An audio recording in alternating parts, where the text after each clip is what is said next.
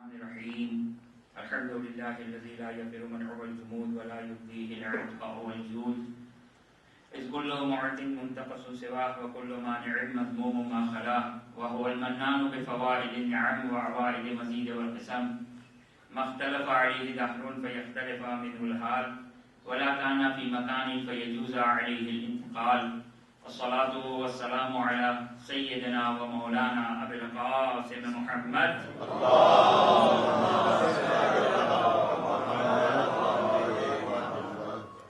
وعلى أهل بيته الطيبين الطاهرين لا سيما مولانا ومولى الكونين أبي الحسن والحسين أمير المؤمنين علي بن أبي طالب عليهما السلام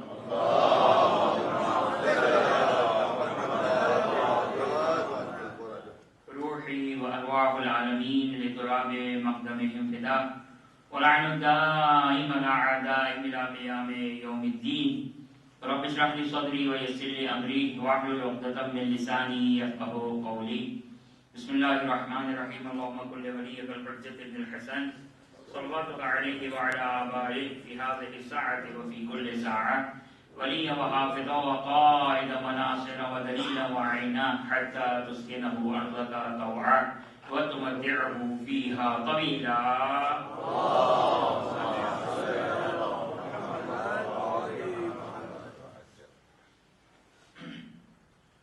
اللهم عجل لوليك الفرج واجعلنا من أنصاره وعوانه وأتباعه وشيعته والمستشهدين بين يديك أما بعد فقد قال الله سبحانه وتعالى في كتابه الكريم أعوذ بالله من الشيطان الرجيم بسم الله الرحمن الرحيم في بيوت أذن الله أن ترفع ويذكر فيها اسمه يسبح له فيها بالغدو والآصال بدرود پر محمد وآل محمد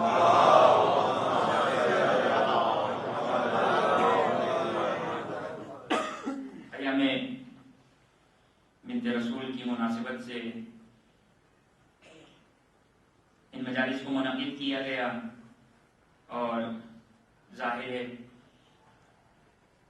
اس ہستی کا ذکر ہے کہ جن کے بارے میں پہلے ہی روایت نے کہہ دیا کہ انما سمیت فاطمہ لأن الناس فتموا یا فتموا عن معرفتها کہ فاطمہ کا نام فاطمہ سلام اللہ علیہا اس لیے رکھا گیا کہ لوگ جن کی معرفت سے عاجز ہیں. تو یہ بات واضح ہے کہ ایک طرف تو فرمان معصوم اس حدیث کے مطابق کہ جن کی معرفت ممکن نہیں ہے، اس کا مطلب کیا ہے؟ اس کا مطلب یہ ہے کہ کنہ معرفت ممکن نہیں ہے. حقیقت وجود اور شخصیت بنت رسول کی کیا ہے کہ روایت کا جملہ ہے من عرف فاطمہ قد ادرک لیلۃ القدر سلام اللہ علیہا، کہ جس نے فاطمہ زہرا سلام اللہ علیہا کی معرفت کو حاصل کیا اس نے شب قدر کو درک کر لیا. اور ظاہر ہے بہت زیادہ میں ان احادیث کی تجزیہ اور تحلیل میں نہیں جانا چاہتا، صرف اشارتاً آپ کی خدمت میں یہ بات عرض کر دوں کہ دیکھیں اب یہاں پر یہ دو حدیثیں جو ابھی آپ کی خدمت میں نے تلاوت کی کہ ایک طرف روایات یہ بیان کر رہی ہے کہ تسمیہ یعنی نام گزاری ہے جو بنت رسول کے فاطمہ کے انسان کل ہے، حقیقت فاطمہ زہرا سلام اللہ علیہ کو حاصل نہیں کر سکتا. اور دوسری طرف یہ بیان کیا گیا کہ شب قدر، کیونکہ شب قدر سے بنت رسول کی دو حدیثوں میں شب قدر سے جو فی الحال میرے ذہن میں ہیں کہ دو حدیثوں میں شب قدر سے مماثلت اور شباہت دی ہے بنت رسول کو. ایک حدیث یہی کہ جس کی تلاوت ابھی میں نے آپ کی خدمت میں بیان کی پڑھی کہ من عرف فاطمہ سلام اللہ علیہ فقد ادرک لیلۃ القدر. اب بہت سارے لوگوں نے بہت سارے علماء نے اس حدیث کی تحلیل اور تجزیہ کیا ہے کہ اس کا کیا معنی ہو سکتا ہے، لیکن بہرحال میں نہ اس تجزیے میں جانا چاہتا ہوں اور اس تجزیے کے صحت و سقم کے اوپر گفتگو نہیں کرنا چاہتا، لیکن صرف اشارتاً آپ کی خدمت میں یہ بیان کر دوں کہ چونکہ شب قدر یہ ایک، میں ماہ مبارک رمضان کے اوپر درس نہیں دینا چاہ رہا ہوں، لیکن ایک اشارہ سے بیان کرنا چاہ رہا ہوں کہ خود شب قدر کو درک کرنے کا مطلب کیا ہے. شب قدر کو درک کرنے کا مطلب کیا ہے؟ آیا فقط انسان، بہت ہی آسان ہے شب قدر کو درک کرنا، یعنی آپ دیکھیں شباہت کوئی مشکل شباہت ہونی چاہیے نا، جب تمثیل دی جائے، جب کسی چیز کو کمپیئر کی جائے، کسی مشکل چیز کو شباہت دی جائے تو پھر کسی مشکل چیز سے شباہت ہونی چاہیے. اور ایک طرف اگر یہ شباہت دینے کی کوشش کی جائے کہ فاطمہ زہرا سلام اللہ علیہ کی معرفت ممکن نہیں ہے، تو حتماً مقابل بھی کوئی ایسی چیز ہونی چاہیے جس کا ادراک اتنا آسان نہیں ہے. تو ممکن ہے کسی کے ذہن میں یہ سوال پیدا ہو کہ بھائی شب قدر کو درک کرنا کیا مشکل ہے؟ ہم تو ساری زندگی شب قدر آتی ہے، 23 رمضان آتی ہے، کم از کم قدر متحقن جو 23 رمضان اس میں آتے ہیں اور ہم اس پہ عمل تو کرتے ہیں. پوری زندگی ہم نے شب قدر درک کرنے کی کوشش کی. جو تھوڑی احتیاط کرتے ہیں تو ممکن ہے وہ دو راتیں احتیاط کر لے. 2 راتوں سے زیادہ تو پاسبل عام طور پر نہیں ہوتا ہے. ایک شب ایکسپیکٹڈ شب 22، شب 23 یا شب 23، شب 24، 3 راتوں کو درک کر لے، 3 راتوں کو احیا کر لے تو شب قدر کو درک کر لے. تو یہ 3 راتوں کو جاگنا کجا، اور فاطمہ زہرا کی معرفت کجا فاطمہ زہرا سلام اللہ علیہ کی معرفت، 3 راتوں کو جاگنا، اور ہم نے شب قدر کے اعمال کر لیے. نہیں، شب قدر کو خود درک کرنا کیا ہے. آپ نہیں سمجھیے کہ میں کچھ فلسفہ بیان کرنے جاؤں گا، نہیں، مجھے بھی نہیں معلوم ہے. یہ بتا دوں میں کہ شب قدر کو درک کرنے کا مطلب کیا ہے، مجھے بھی نہیں معلوم ہے. اسی کے روایتوں نے نہیں بیان کیا، میں صرف وہی بیان کر سکوں جو روایتوں نے بیان کیا. اسی لیے میری عقل بہت ہی کمزور ہے، میری عقل بہت ہی محدود ہے. میری عقل صرف قرآن و حدیث کے ظاہری الفاظ کو سمجھ سکتی، اس سے ماورا میری عقل کو استعمال نہیں ہوتی. اب ممکن ہے ایسے اسکالرز کو بنائیں جو شاید ممکن اس کو مزید تجزیہ اور تحلیل کر سکے، لیکن میری عقل مجھے سمجھ میں نہیں آتا کہ شب قدر کو درک کرنا. لیکن یہ معلوم ہے کہ شب قدر کو درک کرنا کچھ ہوتا ہے، اتنا معلوم ہے مجھے. تبھی علماء کرام نے اور خود روایتوں میں اعمال بیان کیے ہیں کہ مثلا کچھ سوروں کی تلاوت ہے، پہلی رمضان میں اگر یہ تلاوت کرے یا یہ اعمال انجام دے تو انسان کو شب قدر درک ہوتی ہے. اس سے پتا کیا چلتا ہے؟ اس سے پتا چلتا ہے فقط 3 راتوں کو جاگ لینا کافی نہیں ہے. 3 راتوں کو فقط جاگ لینا کافی نہیں ہے، بلکہ یہ کوئی ایسی چیز ہے شب قدر کا درک ہونا جس میں شاید کچھ نزول ہوتا ہو، کچھ شہود ہوتا ہو. ہمیں تو اپنا ہی شہود نہیں تو کچھ ماورائے در و دیوار کچھ شہود ہمارے لیے آیا ہو. تو بہرحال توجہ کیجیے گا کہ لیلۃ القدر کو درک کرنا، لیلۃ القدر شب قدر کو درک کرنا، یہ روایات بیان کرتی کہ کچھ ہے، درک کرنا کچھ ہے. کیونکہ بہرحال شب قدر کی اپنی جو ظاہری اعمال ہے. لیکن توجہ کی جگہ ایک جملہ اپنے بچوں جوانوں کے لیے کہہ دوں، یاد رکھیے گا کچھ چیزیں ہیں جو ہماری اور آپ کی تکلیف ہے. تکلیف یہ لفظ، یہ ورڈ شریف، تکلیف یعنی ہماری اور آپ کی کچھ ذمہ داری ہے. میرے اور آپ کی ذمہ داری کیا ہے؟ میرے اور آپ کی ذمہ داری ہے کہ یہ ہم نماز پڑھ لیں، یہ روزہ رکھ لیں.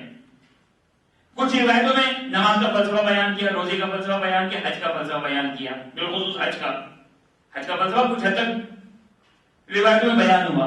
اب میں گیا حج پر، حج سے ہو کر آیا، اس سے پہلے تو مجھے سمجھ میں نہیں آیا کہ مزدلفہ کیا ہے، مشعر کیا ہے، مینا کیا ہے، عرفہ کیا ہے، وغیرہ وغیرہ کیا ہے. تو اب میں نے جب وہاں کی زمینوں کو اور یہ کچھ دیکھا تو اب میں نے اپنے ذہن کو گھوڑے دوڑانا شروع کیے.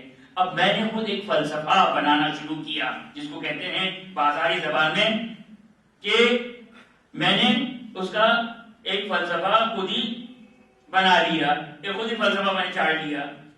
اب وہ فلسفہ کیا ہے؟ میرا اپنا فلسفہ ہے. جیسے کسی نے مشہر کی رات میں بیٹھے کچھ بھی نہیں ہوتا ہے تو وہاں پہ ظاہر انسان کا دماغ کیا ہے، 2 دوست بیٹھے ہیں، 5-6 دوست بیٹھے ہیں، ہم فلسفے بیان ہوں گے. کیا ہوگی بات؟ تو غیبت تو نہیں ہو سکتی، وہاں کوئی بڑا کام تو نہیں ہو سکتا. تو اب حج کے فلسفے میں گفتگو ہو رہی ہوتی. تو یہ وہ سارے فلسفے جو صرف ہمارے ذہنوں کی اختراع ہے، جو روایتوں نے بیان نہیں کی. تو ہماری اور آپ کی ذمہ داری کیا ہے؟ ہماری آپ کی ذمہ داری وہ جو ائمہ نے بیان کیا، صدق اللہ العلی العظیم، یہ ہماری ذمہ داری ہے. ہاں، تدبر کرنا ہے، کریں ان آیات قرآنی میں جہاں پر تدبر کا محل ہے. تفکر کرنا ہے، ان آیات ان روایات میں تفکر کریں. نہج البلاغہ میں تفکر کریں، نہج البلاغہ میں تدبر کریں. نہ احکامات شریعہ میں تدبر کریں کہ فجر کی 2 رکعت کیوں ہے، مغرب کی 3 رکعت کیوں ہے، عشاء کی 4 رکعت کیوں ہے. زندگی بھر تدبر کرتے رہیں، کچھ سمجھ میں نہیں آئے گا. جو شیخ صدوق نے روایت میں بیان کیا صحیح ہے، وہ روایت ائمہ نے بیان کی، وہ بھی علماء کرام بیان کریں کہ ایک حد تک حکمت ہے، فلسفہ نہیں ہے۔ اب وقت میں گنجائش نہیں کہ میں آپ کی خدمت میں بیان کروں کہ حکمت اور فلسفوں کے درمیان فرق ہوا کرتا ہے کہ وہ کیا فرق ہے، فی الحال میں اس موضوع پر گفتگو نہیں کرنا چاہتا، لیکن توجہ کیجیے گا، ہم اور آپ پابند ہیں، یاد رکھیے گا میرا بچہ اور جوان، ہم اور آپ پابند ہیں اس شریعت کے پابند ہیں جو اہل بیت نے بیان کی۔ انی تارکم فیکم الثقلین کتاب اللہ، یہ جنگ کیا ہے؟ یہ روز اول اسلام سے یہ جو جنگ چل رہی ہے کہ رسول کے بعد جانشین کون ہے، یہ نام گزاری کی جنگ نہیں ہے، یہ نام گزاری کی جنگ نہیں ہے کہ جنگ ہم کریں گے کون رسول کا جانشین ہے، نہیں۔ الیوم اکملت لکم دینکم واتممت علیکم نعمتی، 1,24,000 انبیاء کی جو تعلیمات ہیں اس کی امپلیمنٹیشن ہے یہ ولایت امیر المومنین اور اہل بیت اطہار علیہ السلام، یہ وہ علوم انبیاء ہیں۔ لہذا ہم زیارت واسطہ میں پڑھتے ہیں نا، السلام علیہ وارث آدم صفوۃ اللہ، السلام علیہ وارث نوح نبی اللہ، یعنی حضرت مولا حسین کے بارے میں اگر یہ تمام کی تمام انبیاء، تمام کی تمام ائمہ اطہار علیہ السلام وارث انبیاء ہیں۔ یہ زیارت وارثہ میں فقط 6 انبیاء کا تذکرہ کیا ہے۔ وہ کیوں 6 انبیاء کا تذکرہ کیا، فی الحال میرا موضوع نہیں، لیکن 6 انبیاء کا تذکرہ کیا ہے، جس میں 5 اولو العزم انبیاء ہیں اور ایک حضرت آدم کو ایڈ کر کے 6 انبیاء کا تذکرہ کیا ہے۔ یعنی یہ توجہ کیجیے گا، ابھی میں نے ایک مجلس میں جملہ بیان کیا تھا کہ کیا ہے غدیر، کہ جب اعلان ولایت ہوا تو کہا الیوم اکملت لکم دینکم واتممت علیکم نعمتی۔ یہ جو غدیر کا اعلان ہوا 18 ذی الحجہ کو، الیوم یعنی یہ دن، یہ فلاں دن، وہ کون سا دن ہے؟ 365 دنوں میں وہ کون سا دن ہے؟ یہاں کرے تدبر، یہاں کرے تفکر مسلمان، قرآن میں تفکر کرنا ہے نا، تدبر کرنا ہے۔ مسلمان جائیں قرآن کو کھولیں، قرآن کی آیت کو نکالیں، الیوم اکملت لکم دینکم، آج کے دن دین کو مکمل کر دیا۔ یہ آج کا دن ہے کون سا دن؟ پہلی محرم، پہلی سفر، پہلی ربیع الاول، پہلی رجب، پہلی شعبان، پہلی شوال، پہلی ذی الحجہ، 18 ذی الحجہ، کون سا ہے الیوم؟ تفکر کریں، تدبر کریں۔ یہ آیت الیوم اکملت لکم دینکم، آج کے دن میں نے دین کو مکمل کر دیا۔ تو یہ آج کے دن جو دین مکمل ہو رہا ہے کہ تمام شیعہ مفسرین محدثین کا اتفاق ہے اس بات کے اوپر کہ یہ الیوم سے مراد کون سا دن ہے؟ الیوم اکملت لکم دینکم واتممت علیکم نعمتی، کہ الحمدللہ آپ لوگ سنتے رہتے کہ جب اعلان ولایت اور اعلان غدیر ہوا اور من کو تو مولا فہذا ایوب مولا کا جب اعلان ہو گیا تو یہ آیت نازل ہوئی کہ آج کے دن خدا نے اپنے دین کو مکمل کر دیا، آج کے دن خداوند متعال نے اپنی نعمت کو تمام کر دیا۔ یعنی خداوند متعال گویا، یہ صرف سمجھانے کی اپنے بچوں جوانوں کو کہ وہ خداوند متعال کی وہ زحمتیں، خدا کے لیے کوئی کام زحمت آور نہیں ہے، یہ صرف سمجھے بچوں کو سمجھانے کے لیے کہ خداوند متعال کی وہ کوشش ہے، وہ کاوش ہے، وہ زحمت ہے، اس لیے خدا کے لیے کوئی چیز زحمت نہیں ہے، کیونکہ وہ کن فیکون کا مالک ہے، وہ کن فیکون کا مالک ہے۔ یہ ہمارے لیے زحمت ہوا کرتی ہے، ہمارے لیے کوئی کام ہوا کرتا ہے۔ تبھی امیر المومنین سلام اللہ علیہ نہج البلاغہ میں عجیب جملہ کہتے ہیں، کیا کہتے ہیں؟ امیر المومنین فرماتے ہیں کہ وہ پہاڑوں کا بھی خالق ہے اور وہ چونٹی کا بھی خالق ہے، اور اس کی قدرت چاہے پہاڑ کی خلقت کے لیے ہو یا چونٹی کی خلقت کے لیے وہ مساوی ہے۔ آپ ایک ایروپلین بنائیے اور ایک سائیکل بنائیے، کیا دونوں میں ایک جگہ قدرت، ایک ہی قدرت لگے گی، ایک ہی طاقت لگے گی، ایک ہی ایفرٹس ہوں گے؟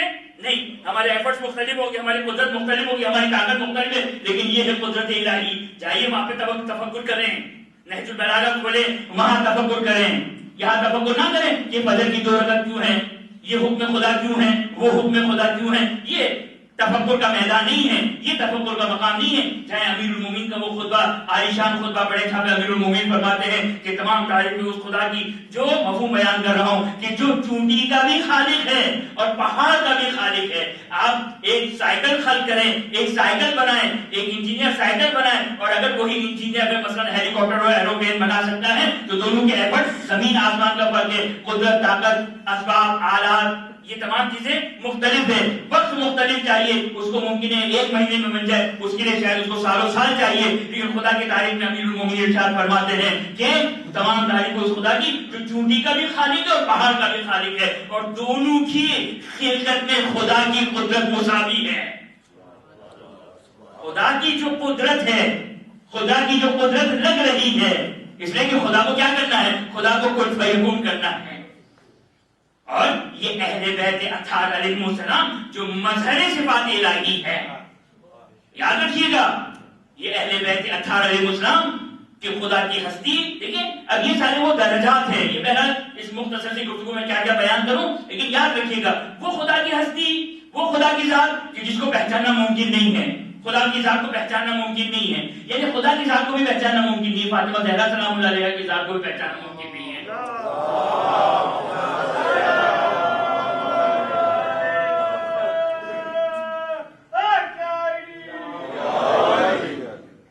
خدا کی ذات کو پہچاننا بھی ممکن نہیں ہے، محمد و آل محمد علیہ السلام کو پہچاننا بھی ممکن نہیں ہے، لیکن یہ تو ناممکنات میں فرق ہے، یہ تو ناممکنات میں فرق ہے۔ خدا کی ذات کو ہم نہیں پہچان سکتے ہیں تو وہاں پہ ہم اب سمجھانے کے لیے کہہ رہا ہوں، وہاں الف بے بھی ہم نہیں سمجھ سکتے ہیں، الف بے بھی نہیں سمجھ سکتے خدا کی معرفت میں۔ خدا کیا ہے، خدا کی حقیقت کیا ہے، جہاں آپ نے سوچنا شروع کیا، 5 منٹ دوں اپنے بچوں جوانوں کو، سوچ لے خدا کو، فوراً شریعت آ کر پکڑے گی، خدا کو سوچنا مت ورنہ تم خالق خدا بن جاؤ گے۔ خدا کو خلق، یعنی میں جب سوچ رہا ہوں تو میں خدا کی تخلیق کر رہا ہوں، یہ ہے خدا۔ تو وہ تو فقط امام کو زیب دیتا ہے، وہ تو سید سجاد سلام اللہ علیہ کو زیب دیتا ہے کہ جو امام یہ کہے عرب تو دکھا، خدایا تیرے ذریعے سے تجھے پہچانا۔ بھئی ہم اور آپ کیسے پہچانتے ہیں؟ ہم اور آپ خدا کو کیسے پہچانتے ہیں؟ ہم اور آپ خدا کو پہچانتے ہیں ان دنیا کو دیکھ کر، خدا کی معلومات کو دیکھ کر، خدا کی ایفیکٹ کو دیکھ کر، خدا کے اثرات کو دیکھ کر، خدا کے نشانیوں کو دیکھ کر ہم خدا کو پہچانتے ہیں۔ تو ہم نشانیوں سے خدا تک جاتے ہیں۔ اور امام معصوم کون ہوتا ہے؟ ہمارے دوست نے سوال کیا، یہ جو بیکا عرفتک دعائے ابو حمزہ شمالی کا جملہ بیکا عرفتک کہ خدایا تیرے ذریعے سے تجھے پہچانا، عجیب نہیں؟ تم ذرا ایک سیکنڈ کے لیے سوچے، دیکھیں اگر کوئی میری آواز کو اگر صرف سن رہا ہو تو آواز سننے سے اسے پتا چلے گا کہ میں یہاں مجلس پڑھ رہا ہوں، تو آواز کے ذریعے سے مجھے پہچانا نا، آواز کے ذریعے سے پہچانا، یہ ہم کسی کی شکل و صورت کو دیکھ کر پہچانتے ہیں۔ امام فرماتے ہیں خدا کے بارے میں بِدْعَ عَرَفْتُ، یہ پہاڑ نہیں، یہ زمین نہیں، یہ مخلوقات نہیں، یہ آسمان نہیں، تیری مخلوقات نہیں، بلکہ تجھے تیرے ہی ذریعے سے پہچانا۔ یہ اور زیادہ واضح جملہ کہوں، دعا عرفہ کا جملہ، عرفہ سید الشہداء کا جملہ، خدا تو کب غائب تھا کہ کسی سبب کا ضرورت، کسی سبب کی ضرورت ہوگی جس کے ذریعے سے تجھے پہچانا، کب غائب تھا تو؟ ابھی کس کی، میری اور آپ کی فطرت میں یہ خدا، یہ میری اور آپ کی فطرت میں وہ نماز پڑھتے ہوئے خدا مجھے یاد نہیں آتا جو میں کل ہی خدا کی عبادت رہا ہوں۔ بھائی نماز پڑھتے ہوئے میں خالصتاً خدا کی ہی عبادت کر رہا ہوں، اس وقت مجھے خدا یاد نہیں رہتا، تو میری معرفت تو یہ ہے، میری معرفت یہ ہے۔ اب آپ کہیں گے بھائی یہ ہماری غفلت ہے، یہ ہے وہ ہے، تو بھائی معرفت نہ ہونے کی وجہ سے غفلت ہے نا، ورنہ اگر کوئی شیر کے سامنے کھڑا ہو تو بھول سکتا ہے شیر کے وجود کو؟ اس کے ذہن سے کبھی شیر کا وجود بھول سکتا ہے؟ اگر کوئی انسان کھڑا وہاں پہ شیر ہے، کبھی بھول گیا شیر تھا، تو یعنی شیر کی جتنی مجھے معرفت ہے اتنی مجھے خدا کے بارے میں معرفت نہیں ہے، خدا کی عظمت کے بارے میں معرفت نہیں ہے، وہ تو فقط اہل بیت اطہار کے بس توجہ کیجیے گا۔ لہذا یہ ہے اہل بیت اطہار، یہ ہے اہل بیت اطہار جو واسطہ ہے، یاد رکھیے گا، توجہ کیجیے گا، جو واسطہ ہے خالق اور مخلوق کے درمیان کا ہے۔ خدا کی مخلوق، خدا کی مخلوق ہے، عابد ہے، عبادت کرنے والے ہیں، خدا کی عبادت کرنے والے ہیں، لیکن خدا کی عبادت کر رہے ہیں خدا کی معرفت کے ساتھ۔ میں اور آپ عبادت کر رہے ہیں، اطاعت کر رہے ہیں، حکم امام ہے، حکم خدا ہے، نماز پڑھ رہے ہیں، روزہ رکھ رہے ہیں۔ اب صحیح ہے، میرے اور آپ کی ذمہ داری ہے، کوشش کرنا چاہیے کہ جب ہم نماز پڑھیں، عبادت کو انجام دیں تو اس طرح عبادت کو انجام دیں کہ کچھ خضوع خشوع حاصل ہو جائے. چلے وہ امام سجاد سلام اللہ علیہ والی جو وہ نماز نہ ہو, امیر المومنین علیہ السلام والی نماز ہمارے لیے ممکن نہیں کہ ہمارے پیروں سے تیر کو نکال دیا جائے اور ہمیں پتہ بھی نہ چلے. ویسی نماز نہیں ہو سکتی ہے, لیکن کچھ خضوع خشوع جو ہمارے مقدور ہے, جو ہمارے لیے ممکن ہے, کم از کم ویسی عبادت ہونی چاہیے. لیکن یہ اہل بیت اطہار علیہ السلام جب مقام عبادت پر آتے ہیں, توجہ کیجیے گا, جب مقام عبادت پر آتے ہیں تو کیا مقام ہے؟ حضرت فاطمہ الزہرا سلام اللہ علیہ ہے, درود پڑھتے محمد والا.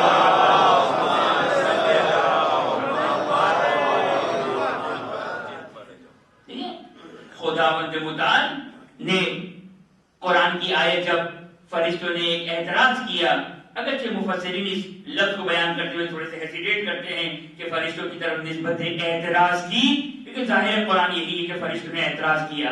کیا اعتراض کیا؟ جب خدا نے کیا کہا تھا, میں زمین پر اپنا خلیفہ بھیج رہا ہوں, اپنا خلیفہ بھیج رہا ہوں, تو فرشتوں نے کیا اعتراض کیا تھا؟ نحن نسبح ونقدس, تسبیح ہم پڑھیں, تقدیس ہم کریں, اور تو ان کو زمین پر بھیجے گا تو زمین پر فتنہ و فساد کریں گے. تو خدا نے کیا جواب دیا تھا؟ وَإِنِّي عَالِمٌ مَا لَا تَعْلَمُونَ. خدا نے ایک جملے میں خاموش کر دیا فرشتوں کو.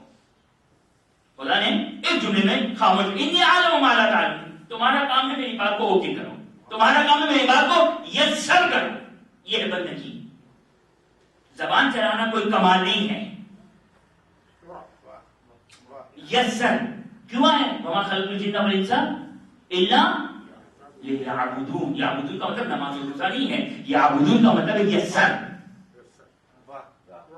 وَمَا خَلَقْتُ الْجِنَّ, یہ ہے مقصد. نماز و روزہ مقصد, ہاں نماز و روزہ ضمنی طور پر ہے کیونکہ وہ بھی خدا کا حکم ہے, لہذا یہ بھی یسر ہے. بس توجہ کیا ہے کہ فرشتوں نے خوبی مسٹیک کی, اور روایتوں میں ہے کہ اس کے لیے انہوں نے توبہ کی وغیرہ وغیرہ. بیت المعمور پہ خانہ کعبہ کی تعمیر ہوئی اور وہاں پر فرشتوں نے اپنے استغفار کیا, توبہ کیا. لیکن توجہ کیجیے گا کہ فرشتے سوال کر اٹھے کہ خدا تو ان کو بھیجا جو زمین پر, تو فرشتوں کو بھی وہ معرفت نہیں ہے, فرشتوں کو وہ معرفت نہیں ہے. لہذا رسول نے توجہ کیجیے گا, فرشتے کیا سمجھتے ہیں کہ تسبیح تقدیس تو ہم کرتے ہیں, تسبیح اور تقدیس تو ہم کرتے ہیں. رسول خدا محمد مصطفیٰ صلی اللہ علیہ وآلہ وسلم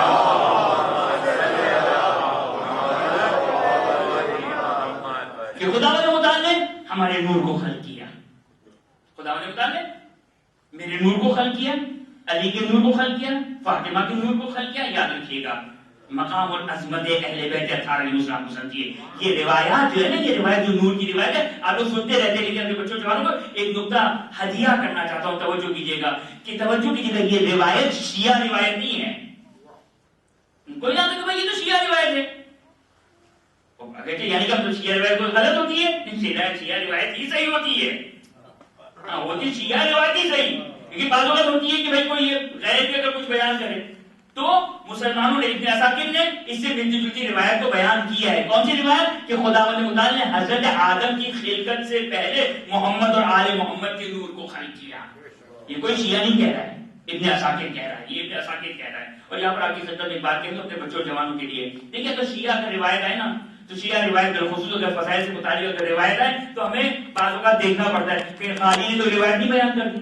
لہٰذا ایک پرابلم آتی ہے کہ شیعہ روایت ہو تو دیکھنا پڑتا ہے کہ بھائی غالی کی روایت ہے یا صحیح السند روایت ہے, تو یہ بحث ہے. اگر یہ بھی ہمارے بچوں کو جوانوں کو کھیل مل گیا کہ جہاں کوئی فضیلت کی روایت آ گئی فوراً غلو کہہ دیا.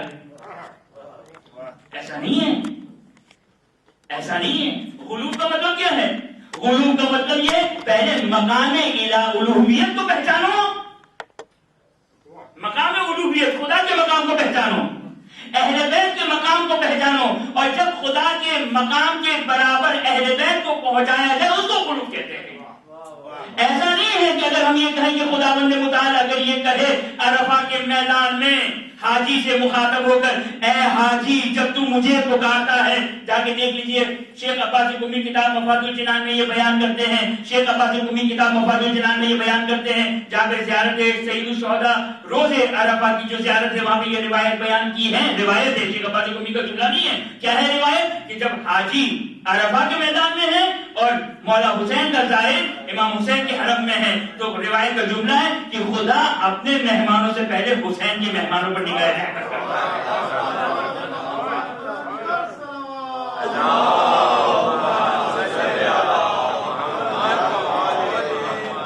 اب مولانا وہ توجہ کیجیے گا میرا بچہ اور جوان، غلو کس کو کہتے ہیں؟ غلو کہتے ہیں میں اہل بیت کو خدا سے بڑھا دوں یا اہل بیت کو خدا کہہ دوں، نعوذ باللہ من ذالک، یا نعوذ باللہ من ذالک کو کہ خدا حلول کر کے اہل بیت اطہار میں، یہی ہے نا غلو، یہی غلو کی تعریف ہے۔ غلو جو موجب کفر ہے، نجاست کا سبب ہے، کافر ہونے کا سبب ہے غلو، لیکن اس کی ڈیفینیشن کیا ہے کہ میں یہ کہوں نعوذ باللہ من ذالک، خدا اہل بیت خدا غلو کر دیا، یہ سب غلو ہے، یقینی طور پر غلو ہے، کوئی شک نہیں ہے۔ لیکن کیا توجہ کیجیے گا میرا بچہ اور جوان، یاد رکھیے گا غلو کی ڈیفینیشن یہ نہیں ہے کہ میں اور آپ خدا کے ہاتھ کو باندھتے، توجہ کیجیے گا میرے بچے اور جوان کے، میں اس کی وضاحت کرنا چاہتا ہوں، غلو یہ نہیں ہے۔ اب یاد رکھیے گا عرفہ میں آنے والا زائر خدا ہے کیا؟ عرفہ میں آنے والا زائر خدا تو نہیں ہے نا، وہ میدان عرفہ مگر خدا ہے کیا؟ نہیں۔ خدا نے تو کیا کہا؟ خدا نے کہا کہ میں اپنے ظاہر سے پہلے حسین کے ظاہر کی طرف نگاہ رحمت کروں گا، یہ کون سا غلو ہو گیا؟ اہل بیت کو خدا کہا؟ نہیں، خدا خدا ہے۔ توجہ کیجیے گا ہمارے یہ بچوں ذہنوں کو، جو ہمارے بچوں جوانوں کو جو پڑھایا گیا، کیا پڑھایا گیا؟ مسجد میں ہے تو خدا، امام بارگاہ میں ہے تو خدا کا نعوذ باللہ من ذالک، نہیں، مسجد میں ہے تو خدا کی اور اہل بیت کی اطاعت ہے، امام بارگاہ میں ہے تو خدا اور اہل بیت کی اطاعت ہے۔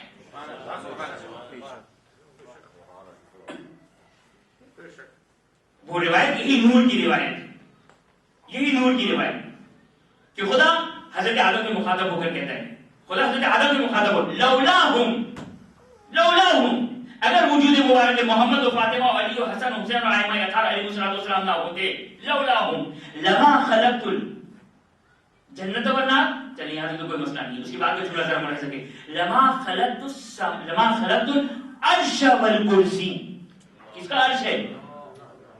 کس کا عرش ہے؟ اللہ کا عرش ہے نا، کس کی کرسی ہے؟ ہم نے سمجھا کہ اللہ کرسی تو اللہ کی، لیکن محمد اللہ کا نہیں صلی اللہ علیہ وسلم۔ بھائی یہ کیسے ہو سکتا ہے کہ اگر رسول کا وجود مبارک نہ ہو، فاطمہ اور آل محمد علیہ السلام کا وجود مبارک نہ ہو تو عرش نہ ہو؟ بھائی عرش خدا نہیں ہے، وہ بھی مخلوق خدا ہے، وہ بھی مخلوق خدا ہے، عرش بھی مخلوق خدا، قلم بھی خدا کی مخلوق، کرسی بھی خدا کی مخلوق، اور سب سے عظیم ترین مخلوق کا نام ہے محمد اور آل محمد علیہ السلام۔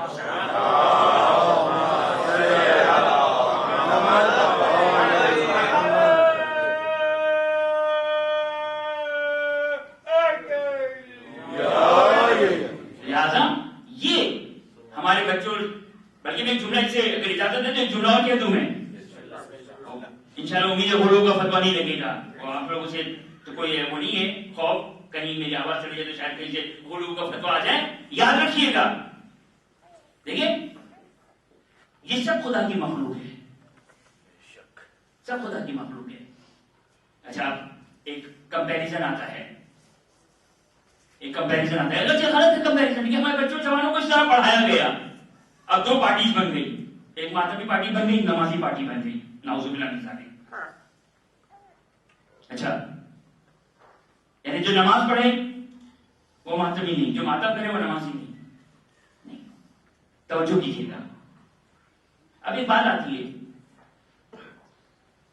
آل محمد کی مودت، آل محمد کی ولایت، ولایت امیر المومنین، یاد رکھیے گا یہ ایام ولایت کے ایام ہیں، یہ ایام ولایت کے ایام ہیں، یعنی کیا مطلب ولایت کے ایام ہیں؟ یہ بنت رسول 18 سال کی عمر مبارک ہے، 18 سال کی عمر مبارک اس دنیا سے چلی گئی، کیوں؟ ولایت کی حفاظت کی خاطر، ولایت کے تحفظ کی خاطر۔ ولایت کیا ہے؟ ولایت اب معصوم کی حدیث پڑھ رہا ہوں میں، معصوم کی حدیث کیا وہ مشہور و معروف روایت ہے جو عام طور پر ذاکرین پڑھتے ہیں، ابا کعبہ والوں سے لوگ ایکسپیکٹ نہیں کرتے اس قسم کی روایت کو، لیکن معصوم کی حدیث ہے، حدیث معصوم ہے، اور ایک روایت نہیں ہے بلکہ فقہاء اس کے اوپر فتویٰ بھی دیتے ہیں، مسلم حدیث ہے۔ کیا ہے حدیث؟ مشہور و معروف روایت ہے، ایک جملہ کہوں گا آپ لوگ خود بخود سمجھ جائیں گے، اب یہ حدیث پڑھتے ہیں تو کیا نتیجہ آتا ہے؟ نتیجہ یہ نکلتا ہے کہ نماز یہ غلوب والی حدیث ہے. اب غلوب کا ذرا سنیے گا کیسے. کون سی حدیث؟ ایک جملہ کہوں گا آپ سمجھ جائیں گے. من عبد اللہ عمر نوح. اگر کوئی شخص حضرت نوح کی عمر کے مطابق عمر کر عبادت کرتا ہے. یہ ایک روایت نہیں ہے، متعدد روایات ہیں. حتی اہل سنت نے، یاد رکھیے میرا بچہ اور جوان، اہل سنت نے روایات بیان کی. کوکب الدری میں بھی یہ روایت موجود ہے. اور اس کے علاوہ بھی اہل سنت کے، کوکب الدری تو بچوں والی کتابیں، بڑی اہل سنت کی کتابوں میں یہ روایت موجود ہے. اہل سنت کی بڑی کتابوں میں یہ روایت موجود ہے. اب وہ کیا مانا کرتے ہیں، کس طرح مانا کرتے ہیں، وہ الگ مقام پر، لیکن توجہ کیجیے گا. اب یہ حدیث ہم سننے کا تحمل پیدا کریں. یہ حدیث اور فوراً غلو کو فتوا نہ لگائیں. توجہ کیجیے گا. حدیث مسلمانوں نے بیان کی. یہاں پر ایک جملہ آپ کی خدمت میں جو پہلے بیان کرنے والا تھا رہ گیا، اپنے بچوں اور جوانوں کے لیے بیان کروں. یاد رکھیے گا، میں اکثر اپنی تقاریر میں بالخصوص امامت اور ولایت کی اور اہل بیت کے فضائل کی گفتگو ہوتی ہے، کوشش کرتا ہوں. اب ظاہر ہر روایت کی سند تو میں معلوم نہیں کر سکتا ہوں، تحقیق کرنا اتنا اس کے لیے ٹائم چاہیے ہوتا ہے. تو ایک جو ایزیسٹ وے ہے، آسان طریقہ یہ پہچاننے کے لیے کہ یہ روایت صحیح ہے یا غلط ہے، ایک بڑا سرسری طریقہ وہ کیا ہے، میں کیا دیکھتا ہوں. میں سب سے پہلے تلاش کرتا ہوں کہ یہ جو فضیلت کی روایت ہے کسی اہل سنت نے یہ روایت کو بیان کیا یا نہیں کیا. اہل سنت کی کتابیں اگر یہ آ گئے تو پھر مجھے سند کی ضرورت نہیں. کیوں؟ اب یہاں پر جملہ آپ کی خدمت میں کوٹ کرتا ہوں، توجہ کیجیے گا میرا بچہ اور جوان. یہ قانونی فارمولا یاد رکھیے گا، میرا فارمولا نہیں ہے. میں تو ایک دوسرے انداز سے یہ کہتا تھا.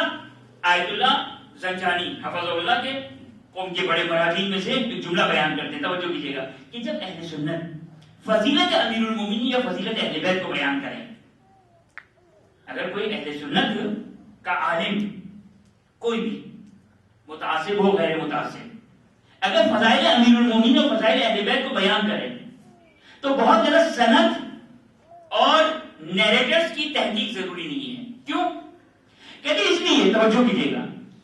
وہ ایک جملہ کہتے ہیں کہ جب کوئی مسلمان، اب میں مسلمان کی تعبیر کر رہا ہوں جو ہمارے ممبر کی اصطلاح ہے، مسلمان جب فضائل اہل بیت بیان کرتا ہے، کہ جب شیعہ فضائل اہل بیت بیان کرتا ہے تو چونکہ ان کی خاص عقیدت ہے، شیعوں کی خاص عقیدت ہے، لہذا ممکن وہ محبت میں غلو کر جائے، ممکن ہے کچھ بڑھا چڑھا کر بیان کر دے، تو شیعہ کو تھوڑا سا سنبھالنا پڑتا ہے، روکنا پڑتا ہے کہ کہیں اپنی حد و حدود کو کراس نہ کر جائے.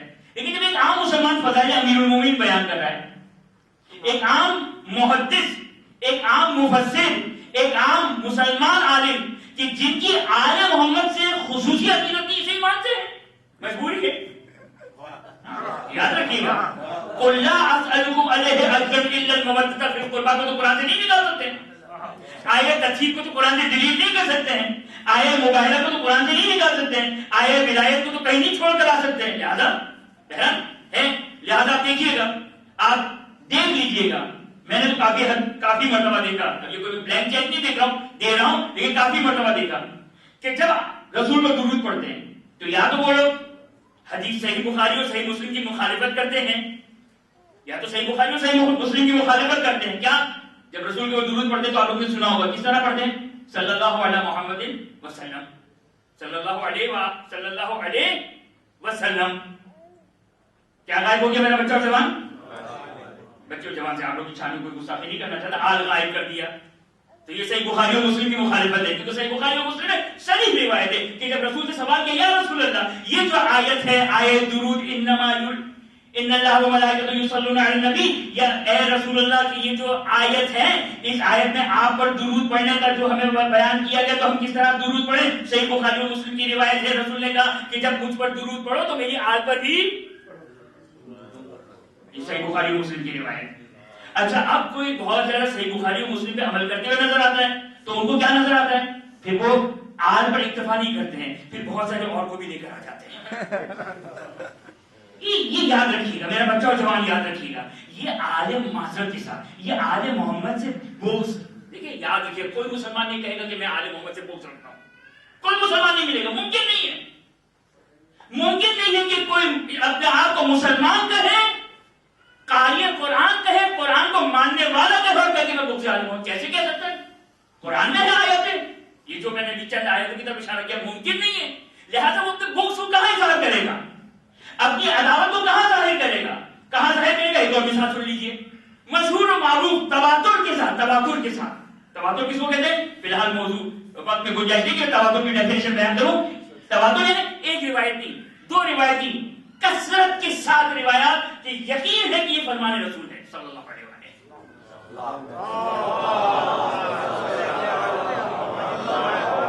تواتر کے ساتھ روایات موجود ہے مسلمانوں کے پاس. تواتر کے ساتھ کون سی روایت؟ مناسبت سے بھی گفتگو کچھ ہو جائے. کیا ہے تواتر کے ساتھ روایت؟ تواتر کے ساتھ روایت ہے کہ جنت کی 4 خواتین ہیں. مشہور و معروف حدیث ہے نا، شاید ہم نے ممکن کسی کورس میں، شاید اسکول میں بھی، شاید اگر کوئی متاثر نہ آ گیا تو شاید اسکول میں بھی ہم نے یہ روایت پڑھی ہے کہ 4 جنت کی 4 خواتین، جہاں پہ جناب مریم کا نام ہے سلام اللہ علیہا، جناب آسیہ بنت مزاحم زوجہ فرعون سلام اللہ علیہا، جناب خدیجہ سلام اللہ علیہا، اور جناب فاطمہ الزہرا سلام اللہ علیہا.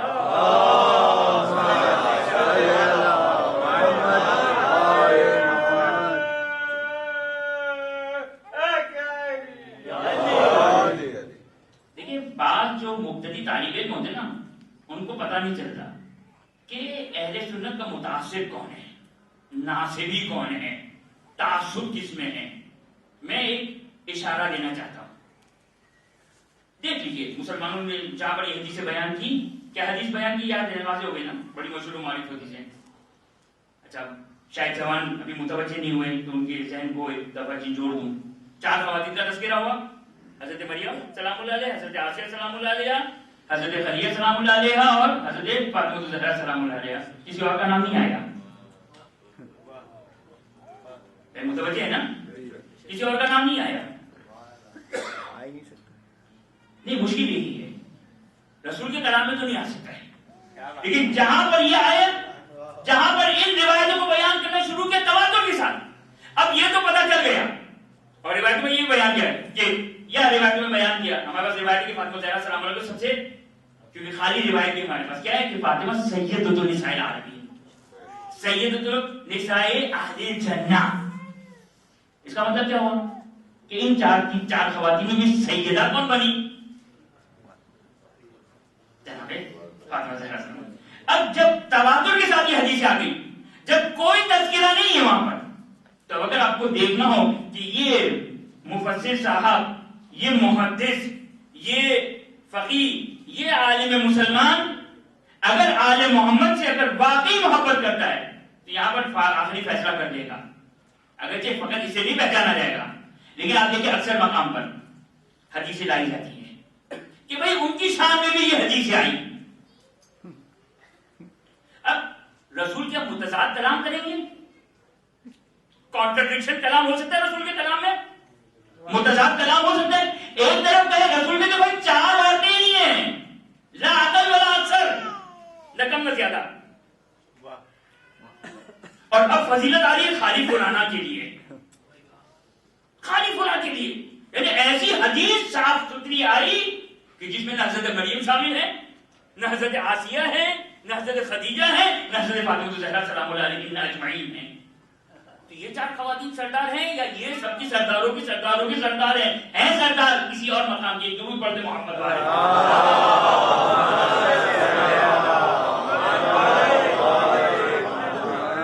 بس یاد رکھیے گا یہ پہچاننے کا طریقہ، جب رسول کے اوپر درود پڑھے تو محمد صلی اللہ علیہ وسلم، آل کو چھوڑ دیا. اور جب آل کو لے کر آئیں، صحیح بخاری کی تو اتنی زیادہ مخاطب نہیں، تو آپ سب کچھ یاد آ رہے ہیں، سب یاد آ رہے ہیں، اصحاب بھی یاد آ رہے ہیں، خاندان والے بھی یاد آ رہے ہیں، اللہ جانے کون کون یاد آ رہے ہیں. بھائی صحیح بخاری میں تو نہیں کہا تھا رسول نے، صحیح مسلم میں تو نہیں کہا مجھ پر درود پڑھنا ہے تو میرے ساتھ آل کے اوپر درود پڑھنا. تو یاد رکھیے گا یہ طریقہ ہے پہچاننے کا، ورنہ یاد رکھیے کوئی ڈائے گا آپ کو نہیں ملے گا، کوئی مسلمان نہیں ملے گا جو کہے گا ہم آل محمد علیہ السلام سے عداوت رکھتے ہیں. نہیں، یہی طریقہ ہے، یہی طریقہ ہے.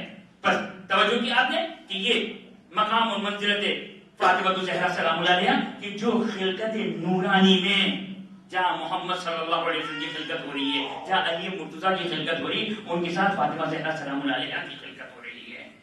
اور فاطمہ زہرا سلام اللہ علیہا کا ایک لقب کیا ہے؟ بس آج کی زحمت تمام کی ایک حدیث سن لیجیے. کیا ہے لقب؟ لقب ہے زہرا. اپنے بچوں جوانوں کے لیے کہتے اس کا پروننسیشن زہرا نہیں ہے. اگر چلو اس عام میں بھی زہرا بولتا ہوں، زہرا ہے، کیونکہ یا زیر کے اوپر زبر ہوگا یا زیر ہوگا. اگر زبر ہوگا تو زہرا بنے گا، زیر ہوگا تو زہرا بنے گا. زیرا تو قدم کھا لیتے ہیں، لہٰذا اس کا صحیح پروننسیشن ہے زہرا. زہرا پروننسیشن عربی لحاظ صحیح نہیں ہے، وہ صحیح ہے عام روٹین میں استعمال کیا جاتا ہے. ہم بھی شاید ممکن روانی میں یہی کہتے ہو. زہرا اس کا صحیح پروننسیشن ہے. زہرا کا مطلب معصوم کی حدیث کیا ہے؟ توجہ کیجیے گا، عجیب حدیث ہے. مقام اور منزلت کو ذرا دیکھیے.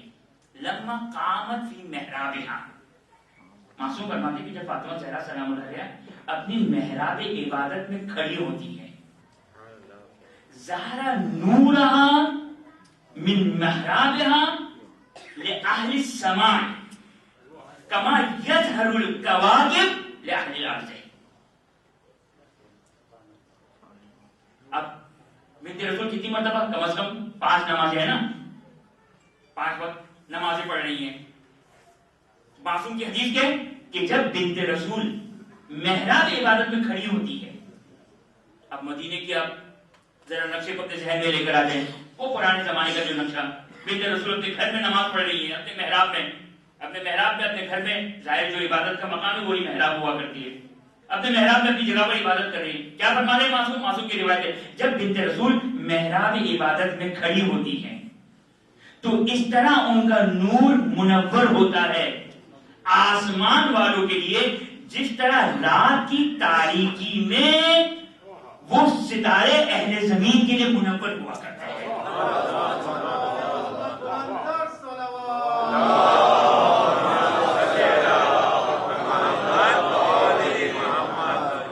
لیکن دیکھیں یاد رکھیے گا، یہ جو شباہتیں ہوتی ہیں نا، یہ جو کمپیریزن ہوتے ہیں، جو کمپیئر کیا نا بنت رسول کو، اب یہ ظاہر مجبوری ہے. جنت کی نعمتوں کو بھی کمپیئر کیا گیا، بھئی نہر ہوں گی، پھل ہوں گے. یہ کمپیئر نہیں معلوم حقیقت کیا ہے. ظاہر تو یہی ہے کہ یہی سب کچھ ہے.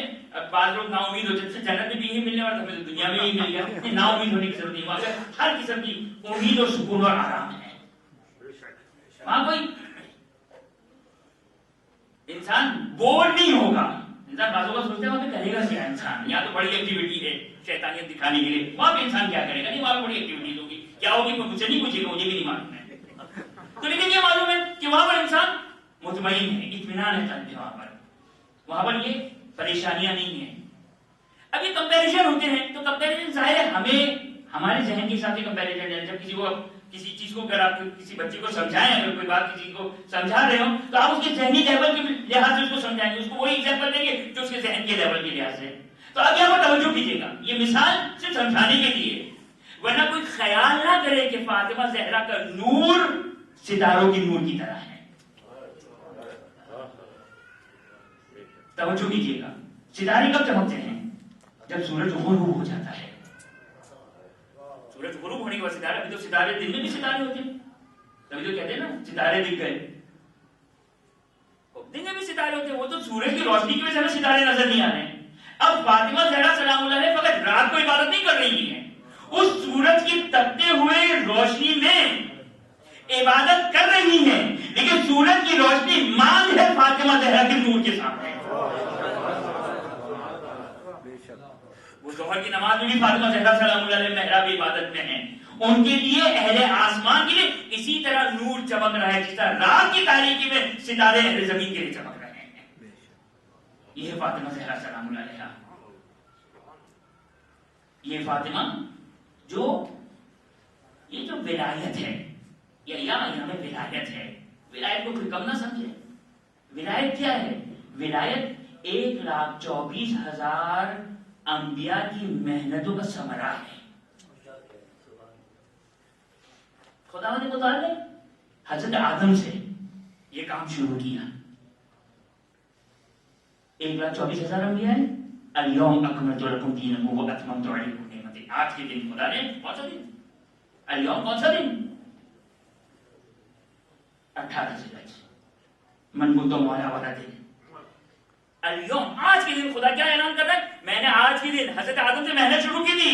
حضرت آدم سے یہ سلسلہ شروع کیا تھا دین لانے کا. دین ابھی تک مکمل نہیں ہوا. دین کب مکمل ہوا؟ جب من کنت مولا فہذا علی المولا کا اعلان ہوا تو خدا نے بھی گویا فخر سے کہا الیوم، آج کے دن میری زحمتیں تمام ہو گئی، آج کا دن میرا دین مکمل ہو گیا اور نعمتیں تمام ہو گئی. اب یہ خدا نے اعلان تو کر دیا، لیکن خدا کے اس کام کو آگے کون بڑھا رہا ہے؟ اس بڑھانے والی ہستی کا نام ہے فاطمہ زہرا. لیکن عجیب ہے، فاطمہ زہرا کس طرح دین کی محافظت کر رہی ہے؟ در و دیوار کے درمیان کبھی دربار جاتی ہے. اللہ اکبر. نہ دربار کسی فدق کی لالچ میں گئی ہے، نہ فاطمہ زہرا کی کوئی اور غرض ہے. فاطمہ کی تو فقط ایک غرض ہے. وہ غرض کیا ہے کہ خدا کا دین مکمل ہوا ہے علی کی ولایت کے اوپر. اب علی کی ولایت ضروری ہے ورنہ خدا کا دین، خدا کا کام نامکمل رہ جائے گا. لہذا فاطمہ زہرا خدا کے اس کام کو مکمل کرنے کے لیے آگے بڑھ رہی ہے. بس عزادارو، ہائے فاطمہ زہرا، یہ مظلومیت کے ایام ہے فاطمہ زہرا کے.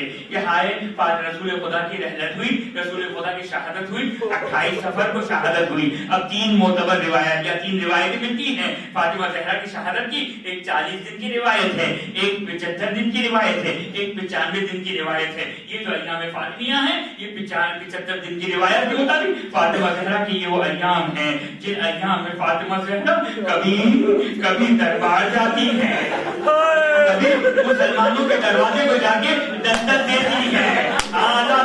ابھی آپ نے منصیبے سنا نا، منصیبے سنا، یہ روایت موجود ہے. فاطمہ زہرا ایک مسلمان کے گھر جا رہی ہے، یاد دلا رہی ہے تم نے بیعت کی تھی میرے کچھ اور علی نامدار کے ساتھ، علی کی ولایت پر بیعت کی تھی. بس فاطمہ زہرا کو یاد دلانا تھا. فاطمہ زہرا بھی جانتی ہے، فاطمہ زہرا بھی جانتی ہے کوئی اثر ہونے والا نہیں ہے، لیکن قیامت تک ولایت کی حفاظت کرنی ہے، قیامت تک امامت کی حفاظت کرنی ہے. یہ فاطمہ زہرا کا گریہ ہو، فاطمہ زہرا کا ماتم ہو، فاطمہ زہرا ان مصیبتوں کو برداشت کر رہی ہو. ایک ہی غرض ہے، وہ غرض یہ ہے کہ خدا کا دین مکمل ہو گیا، ولایت کی حفاظت کرنی ہے، امامت کی حفاظت کرنی ہے. بس عزادارو، لیکن فاطمہ زہرا کے مسائل تو بہت سارے مسائل تھے.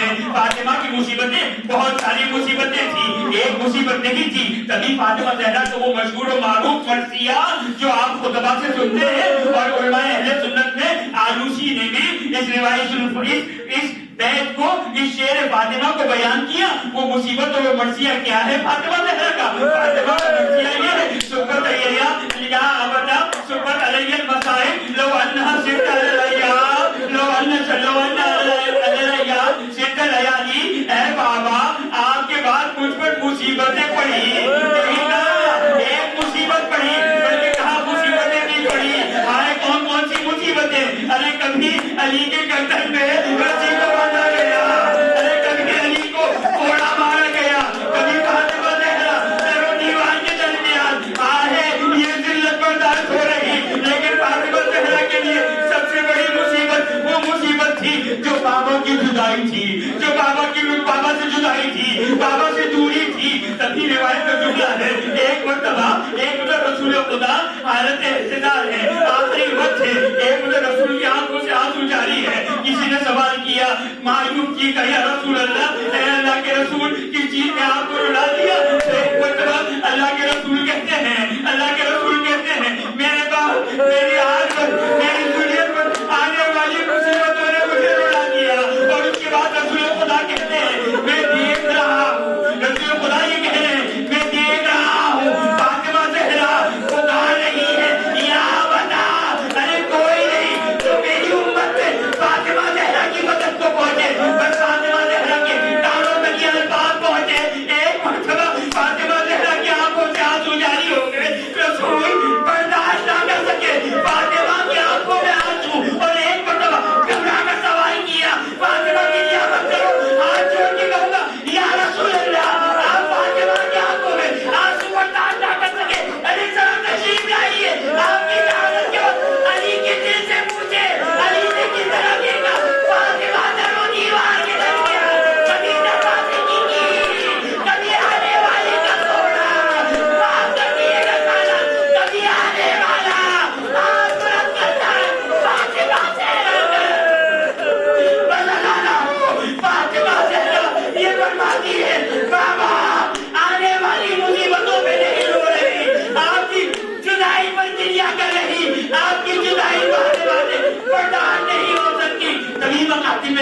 علامہ مجلسی کہتے ہیں، علامہ مجلسی کہتے ہیں، کیا کہتے ہیں؟ روایت نقل کرتے ہیں جب رسول خدا کی رحلت ہو گئی ایک مرتبہ جناب بلال برداشت نہ کر سکے، جناب بلال رسول کی رحلت کو برداشت نہ کر سکے. ہائے رسول کی رحلت کو کیسے برداشت کرتے ہیں؟ ہائے بلال کو کبھی وہ محراب دیکھ کر رسول یاد آئے، کبھی مسجد نبوی دیکھ کر رسول یاد آئے، لہذا بلال مدینہ چھوڑ کر چلے گئے، بلال مدینہ چھوڑ کر چلے گئے. ہاتھ جوڑ کے کہوں گا بلال آپ نے تو مدینے کو خیر بات کر دیا، لیکن کوئی فاطمہ کے دل سے پوچھے، کوئی فاطمہ کے دل سے پوچھے.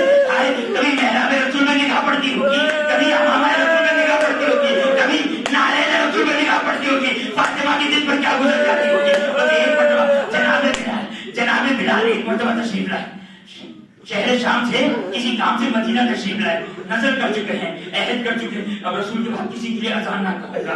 ایک مرتبہ بنت رسول کو پتا چلا بابا کا مؤذن آیا ہے، بابا کا مؤذن آیا ہے. جناب بلال کی طرف جناب بلال فاطمہ کی درخواست پہنچی، اے بابا کے مؤذن ایک مرتبہ بابا کی اذان دے دو. ہائے بلال کیسے ممکن ہے؟ ارے وہاں رسول کا حکم تھا، یا بظاہر رسول کا حکم ہے، وہاں رسول کا حکم تھا، یہ رسول کے ٹکڑے کا حکم ہے، لہذا فرق نہیں. چاہے رسول حکم دے تو بھی بلال حکم کی اطاعت کرے گا، چاہے رسول کا ٹکڑا حکم دے بلال اطاعت کرے گا. ایک مرتبہ محسن بلال ایک مرتبہ محراب عبادت میں جاتے ہیں، ہائے اذان کی آواز کو بلند کرتے ہیں. علامہ مجلسی کہتے ہیں جیسے ہی بلال نے اللہ اکبر کی صدا کو بلند کیا، فاطمہ زہرا کو بابا یاد آ گیا، فاطمہ زہرا کو بابا یاد آ گیا. جب نہیں ایک مرتبہ اشہد ان لا الہ الا اللہ کی فریاد بلند ہوئی. ہائے ایک مرتبہ فاطمہ زہرا نے ایک ہاتھ میں بابا کا امامہ لیا، ایک ہاتھ میں بابا کا عصا لیا، ایک حجرے سے دوسرے حجرے میں بابا بلال نے اذان دینا شروع کر دی. ارے بلال اپنی کتاب بہان میں بیان کرتے ہیں ایک مرتبہ مؤذن بلال نے اشہد ان محمد رسول اللہ کی آواز کو بلند کیا. ارے مدینے میں کوہرام برپا ہو گیا، یہ آواز بلند ہو رہی تھی. فاطمہ زہرا کبھی بکش میں بلال اذان کو بند کر دو. فاطمہ زہرا کی کیسے مطلب ہو گئے؟ ہاتھ جوڑ کے کہوں گا مدینے والوں فاطمہ زہرا اس طرح دنیا سے رخصت نہیں ہوں گی. ارے فاطمہ ابھی در و دیوار کے دروازے نیچے فاطمہ کا